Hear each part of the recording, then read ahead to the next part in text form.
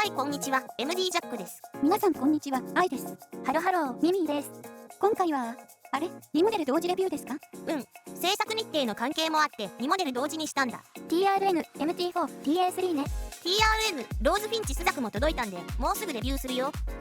MT4 と TA3 は価格が結構違いますね。2000円弱の MT4 と7000円弱の TA3 ですか。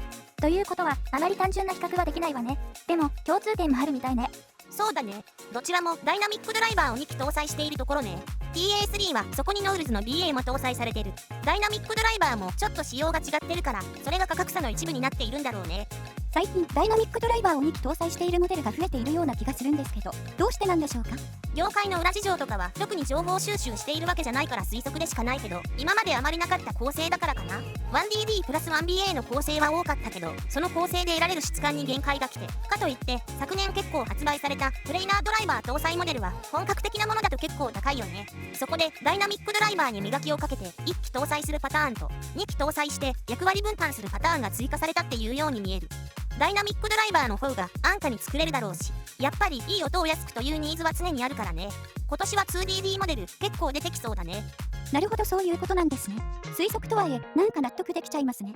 で、そのドライバー構成をもう少し見ていくと、TA3 はこんな感じ。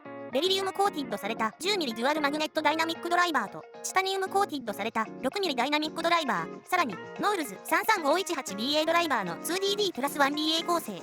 一方 MT4 はこちらもベリリウムコーティッドされた 10mm デュアルマグネットダイナミックドライバーとライトウェイトの 6mm ダイナミックドライバーの 2DD 構成で、こっちの 6mm のドライバーはチタニウムコーティッドじゃないみたいね。外観部分にも少し違いがあって、基本亜鉛合金のフェイスプレートとレジンシェルですが、 TA3 はアノティゼーションを施されたエンブレム入りのプレートが追加されています。ケーブルの違いもあるね。TA3 はジャック交換タイプの OFC ケーブルで、 MT4 はエントリーモデルに付属する標準的なケーブルといった感じで、ドライバー構成、外観、ケーブルなどの違いが価格差になってるんだね。サイズ、重さはこんな感じね。どちらも厚みは標準的かな。形はそっくりで、お腹の方から見ると見分けつきにくいわね。5g ぐらいを基準とするなら、どちらも少し重めになるけど、特に気にはならないわ。TA3 が BA の分、ちょっと重いようね。サウンドチェックはこの2モデルということによると思いますが、ニアピはどうしますか？開封時、両モデルに装着されていて、別売もされている TRN Tips で聞いてみるよ。それがベストな選択だと思うからね。はい、了解です。ではサウンドチェックです。音量上がるのでお気をつけください。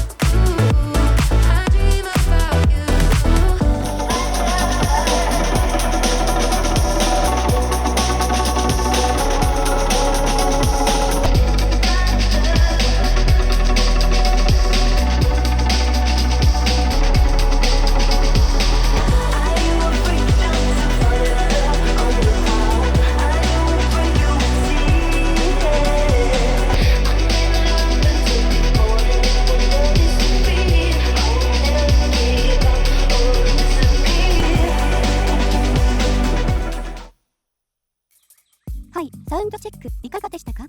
まず MT シリーズの以前のモデルとの波形比較を見てみましょうか。MT2 ってなかったのかな？自分の記憶が正しければなかった気がするんだけど、まあそれは置いといて、直近の MT3 とはだいぶ傾向が違うよね。MT3 の音質がお気に入りの人には MT4 はあまり合わないかも。MT4 は低域を出し、中高域も MT1 とか MT1 プロほどではないけど、それなりに出してる。これは収録音でも実機でも認識でき、かなりしっかりした仕上がりになってる感じ。MT シリーズだから価格も2000円切るぐらいだし、2DD という特徴もあるから音質の傾向が合いそうならとりあえず買いでいいんじゃないかなと思うわ。低域をしっかり出しているのは 2DD の効果もあるんだろうけど、量感優先という感じでもなく、重低音の存在感がありつつ、他の帯域にあまり被ってくる感じはしない。中高域、特に5キロ付近にピークがあるので、厚みのある広域に感じ、普段あまり聞かない雰囲気だけど悪くない。MT シリーズの中では MT4 が一番好きかも。MT1 Pro のようなセミオープンタイプだったらさらに良かったかも。次は TA シリーズの以前のモデルとの波形比較ね。低域は割と控えめに見えるけど、中高域の出方も強くはないので、相対的にレベルを上げると聞こえ方としては低域はしっかり出ているね。8キロ手前の広域はこの中では一番出てるけど、ここは線の細い部分だからバランスが崩れるような印象もない。8キロ付近のピークを除くとコウティのレベル差も少なめで、中域はやや減衰気味に見えるけど、相対的に見るとここも決して抑えられてるわけではないので、全体的に芳醇な響きに思える。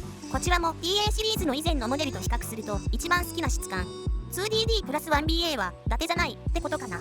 価格が7000円切るぐらいならコスパは結構いいんじゃないかな。今度は MT4 と TA3 の比較ですね。そうだね。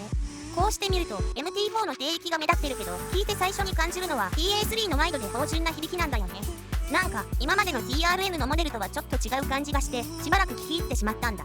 どこかの帯域が突出しているわけでもなく、残響感とか広がりが心地よくて好みに合ってしまったからっていうこともあるんだろうけどね。もっとコウテイにメリハリを持たせてすっきりした音が好きな人にはあまり合わないかもしれないけど、このところ何本か並行してレビュー動画を作っている中で TA3 の印象はかなり良かった。その他では市民 D エンカウンターエディションも良くて、価格帯も似てるから迷うとこかもしれないけど、どっち買っても後悔はしない気がするね。 MT4 はどうですか？そうだね。TA3 とは価格帯が違うんで、まともに比較するのはフェアじゃないけど、あえて比較しちゃうと広域の抜け方がもう一歩ちょっと抜けきってない感はある。10キロ付近の減衰がちょっと気になるといえば気になる。やっぱり5キロ手前のピーク中心の広域っていう質感だね。全然ありなんだけどね。低域は結構いいね。あと広がりも TA3 に比べちゃうとちょっと物足りない感はある。コウティのレベル差を見るとややドンシャリ感のような詰まった感じはあるけど、2000円切るぐらいでこれだけの音出てれば十分じゃないかな。ちょっと EQ 補正しちゃえば普段使いで困ることはないだろうし。ジャックさんならどっちを選ぶの？どっちもっていうのはなしよ。これはイヤホンビギナーかどうかってことも大きく関係してくるところじゃない？これから中華イヤホンデビューしたいけど最初はそんなに予算かけたくないって場合は MT4 に行くと思うし、低価格モデルは一通り揃えてるっていう人にはワンランク上の TA3 に行くでしょ。だから私だったら迷わず TA3 を選ぶし、ビギナーの人も予算避けるならやっぱり TA3 をおすすめしたいよね。愛はいろいろお手伝いしているうちにビギナーが卒業したので、買うならやっぱり TA3 かな。それはそうだね。今回どちらのシリーズも以前のモデルをちょっと振り返ってみましたが、このチャンネルでは比較に出てきたモデルを過去動画でレビューしています。タンクボディやセミオープン仕様など気になるモデルが結構ありますので、気になったら以前のモデルもチェックしてみてください。ということで TRN、MT4、TA3 のレビューでした。ではまた次の動画で。ご視聴ありがとうございました。MD ジャックチャンネルはイヤホンレビューを音と波形た言葉で表現します。チャンネル登録お願いします。